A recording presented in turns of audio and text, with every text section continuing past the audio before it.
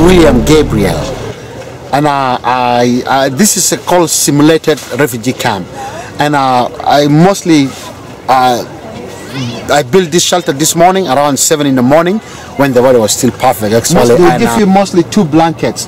So basically, one blanket you put on the floor, and the other one so becomes like your mattress, and the other one is for covering when you sleep. So this is what happened in the refugee camp until you're able to get some money. If you're lucky, you get able to get some job locally, then you can build a better shelter, or you can mobilize support from the community and get a better shelter.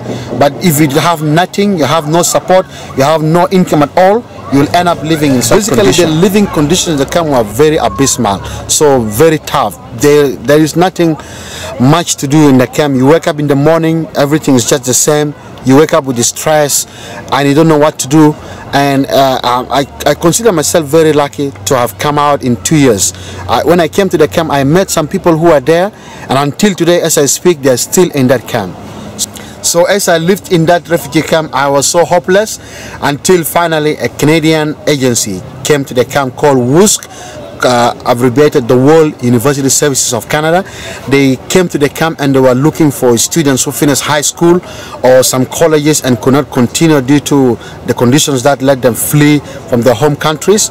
So I applied for that process to come to Canada to go to university, and they have a project called the Refugee program where they bring refugee students straight from camp to campus.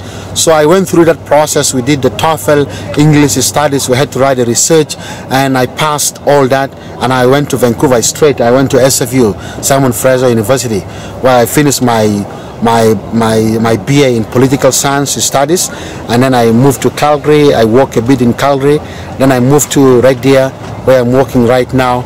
And yeah, I keep going with my school as well. So right now I'm doing my master's degree in conflict resolution.